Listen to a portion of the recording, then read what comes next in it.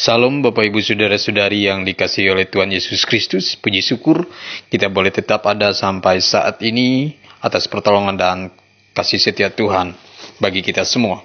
Hari ini Sabtu 27 Maret 2021 kita akan merenungkan firman Tuhan bersama dan menaikkan doa kita. Saya Pendeta Betty Lukas akan memimpin kita dalam perenungan dan doa hari ini. Sebelum kita merenungkan firman-Nya, mari kita bersatu di dalam doa. Tuhan Yesus, kami bersyukur atas hari-hari yang Kau beri. Terkhusus untuk hari ini, kami boleh tetap ada di hadapan-Mu.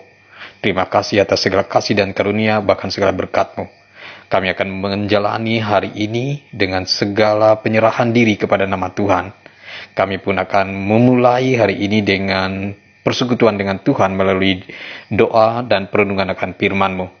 Kami mohon Roh Kudus Tuhan yang menyertai kami.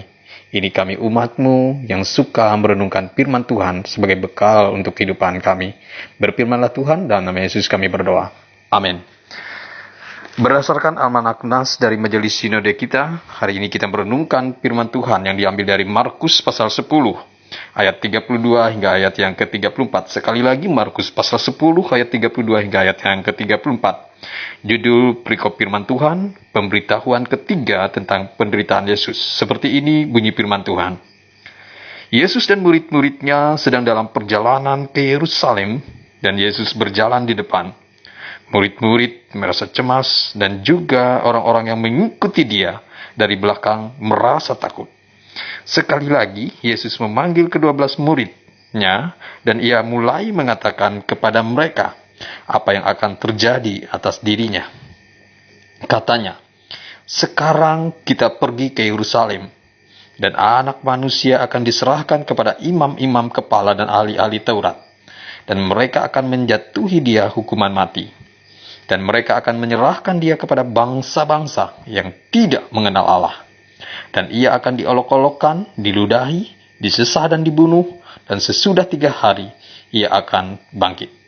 Demikian firman Tuhan, berbahagialah kita yang mendengar firman Allah dan memeliharanya. Bapak Ibu yang saya kasih dalam nama Tuhan Yesus Kristus, hari ini kita belajar tentang proses penderitaan dalam hidup kita. Pertanyaan penting untuk kita merenungkan firman Tuhan ini adalah, bagaimanakah kita memaknai penderitaan di dalam hidup kita? Sekali lagi, bagaimanakah kita memaknai penderitaan di dalam hidup kita? Atau seberapa menakutkankah penderitaan bagi kita? Saudara-saudari yang dikasihi Tuhan, banyak orang menjalani hidup dengan penuh ketakutan karena menganggap penderitaan adalah hal yang demikian besar sehingga tidak mungkin untuk diselesaikan. Akan menjadi seorang yang murung atau bahkan menyembunyikan diri. Bahkan ada banyak gereja atau hamba Tuhan hanya mau berbicara tentang teologi berkat dan berkat saja, demi menyenangkan pendengar. Kegentaran terhadap penderitaan seolah satu hal yang tabu, yang dianggap pasti membinasakan manusia. Hal ini juga terjadi dengan murid-murid dan orang-orang yang mengikut Yesus saat itu. Kita lihat dalam ayat yang ke-32 dikatakan, mereka cemas dan takut. Ini menjadi gambaran umum manusia saat menghadapi penderitaan. Sebaliknya, Tuhan Yesus justru semakin mantap menghadapi penderitaan yang ia harus jalani. Ini sungguh menjadi teladan bagi kita untuk belajar saat kita menghadapi penderitaan. Dalam perjalanan ke Yerusalem, Tuhan Yesus menunjukkan bagaimana cara kita menghadapi penderitaan. Yang pertama, cara kita menghadapi dari penderitaan adalah jangan lari dari penderitaan dalam hidup kita. Yesus jelas menggambarkan diri tidak akan lari dari penderitaan atau beban salib yang akan ia jalani. Walaupun beban tersebut atau penderitaan tersebut sudah semakin dekat ia hadapi. Tetapi ia justru memantapkan diri, memberikan pemberitahuan ketiga kepada para murid dan orang yang mengikut dia. Artinya, Bapak Ibu, jelas Yesus sangat siap menjalani proses penderitaan atau beban salib yang harus dia tanggung. Nah, Bapak Ibu, ketika kita menanggung beban yang berat, maka mari kita belajar seperti Tuhan Yesus. Jangan sampai kita lari dari penderitaan hidup. Ibarat kita menambahkan kayu bakar ke dalam tumpukan api, maka biarlah penderitaan tersebut membuat hidup kita semakin diberkati oleh Tuhan. Ibarat tumpukan api yang ditambahkan kayu, maka api tersebut semakin membara. Demikian juga proses penderitaan kiranya semakin membuat hidup kita lebih dan lebih lagi untuk mendapat kasih dan pertolongan Tuhan. Bahkan kita menjalani hidup yang lebih baik lagi. Yang kedua, bagaimana kita menghadapi penderitaan? Kita harus mengingat bahwa ada kemuliaan dalam penderitaan. Harus kita ingat bahwa tanpa salib, maka tidak ada keselamatan orang percaya. Tanpa kematian, tidak akan ada kebangkitan. Jika kita diizinkan tersakiti, hal itu supaya kita menjadi orang yang kuat, sabar, atau tabah. Jika kita diizinkan tertipu, itu adalah supaya kita menjadi lebih pintar. Jika kita diizinkan jatuh, hal itu supaya kita mampu untuk bangkit dan berdiri lagi. Sama dengan penderitaan Kristus atas salib yang harus dia pikul dan dilaksanakan. Salib adalah lambang penderitaan yang sedianya dihidupi oleh pengikut Kristus.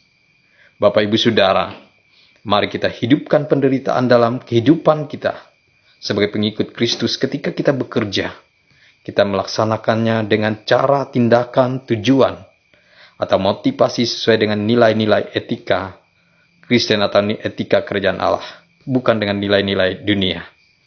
Mari Bapak Ibu, lihatlah kemuliaan dalam sebuah penderitaan yang kita jalani. Yang ketiga, yang terakhir, kita juga belajar bahwa di dalam penderitaan, Tuhan pasti akan menolong kita. Ingatlah Bapak Ibu bahwa Tuhan Yesus sendiri telah bangkit dari proses kematian yang harus dia jalani. Artinya, ia sungguh berkuasa atas penderitaan apapun itu, bahkan termasuk kematian. Oleh sebab itu kita tidak perlu takut. Jikalau kita punya Tuhan dalam hidup kita, mari hadapi apapun yang terjadi dalam hidup kita bersama dengan Tuhan, termasuk penderitaan. Bapak Ibu yang saya kasih dalam nama Tuhan Yesus Kristus, mari belajar akan firman Tuhan ini. Jangan melarikan diri dari penderitaan hidup. Ingatlah ada kemuliaan dalam penderitaan. Dan ingatlah juga bahwa ada kuasa Tuhan sebagai pertolongan kita saat kita menghadapi penderitaan hidup. Tetap kuat, tetap semangat, dan tetap percaya kepada nama Tuhan Yesus Kristus. Tuhan memberkati penyampaian firman ini, dan Tuhan memberkati kita semua. Kita berdoa. Tuhan Yesus Kristus, sungguh kami bersyukur atas hari-hari yang Tuhan tetap berikan dalam hidup kami. Baru saja kami merenungkan firman-Mu, belajar bagaimana Tuhan memberikan teladan saat kami menghadapi penderitaan hidup. Biarlah kami kuat oleh pertolongan Tuhan dan boleh menjalani hidup kami dengan tetap bersandar kepada-Mu. Bapa Surgawi, kami berdoa hari ini. Engkau berkati kami semua dalam segala usaha pekerjaan kami, dalam keluarga rumah tangga kami. Tetaplah berikanlah hasil dalam segala apa yang kami lakukan, dan tetaplah memberikan kasih-Mu bagi keluarga kami masing-masing. Kami berdoa bagi gereja kami masing-masingnya Tuhan, di mana kami boleh bersekutu. Seperti apapun persekutuan yang kami jalani saat ini, biarlah Tuhan tetap memberkati, Tuhan tetap hadir dalam segenap persekutuan ataupun ibadah kami. Terkhusus kami berdoa bagi jemaat-Mu di Tumbang Bahannya Tuhan. Biarlah Tuhan menolong segenap kehidupan jemaat di sana. Engkau menolong dan memberkati mereka dalam proses kehidupan yang mereka jalani. Engkau memberkati mereka dalam pekerjaan yang mereka lakukan. Engkau memberkati keluarga-keluarga. Engkau memberkati pendidikan anak-anak terkasih. Saat ini, banyak di antara kami memasuki musim panennya Tuhan. Biarlah kami memasuki masa menuai ini dengan tetap bersyukur kepada nama Tuhan. Tuhan tetap melindungi dan memberkati kami, memberikan kesehatan bagi kami. Berkati juga ya Tuhan, Resort GKI Puruk Cahu dan seluruh jemaat yang lain yang kami serahkan hanya di dalam tangan Tuhan. Berkati pemerintahan kami Murung Raya, kami juga serahkan hanya di dalam kasih Tuhan saja. Ini seru doa dan syafaat kami, sebuah seru doa dan syafaat yang tidak sempurna. Kami sempurnakan di dalam nama Kristus Yesus yang telah mengajar murid-murid berdoa dan mengucapkan bersama-sama. Bapa kami yang ada di sorga, dikuduskanlah namamu. Datanglah kerajaan-Mu, jadilah kehendak-Mu di bumi seperti di sorga. Berikanlah kami pada hari ini makanan kami yang secukupnya, dan ampunilah kami akan kesalahan kami, seperti kami juga mengampuni orang yang bersalah kepada kami. Jangan bawa kami ke dalam pencobaan, tapi lepaskanlah kami daripada yang jahat. Karena Kau punya kerajaan, kuasa dan kemuliaan, sampai selama-lamanya. Amin. Tuhan memberkati engkau dan melindungi engkau. Tuhan menyinari engkau dengan wajah-Nya dan memberi engkau kasih karunia. Tuhan menghadapkan wajah-Nya kepadamu dan memberi engkau damai sejahtera.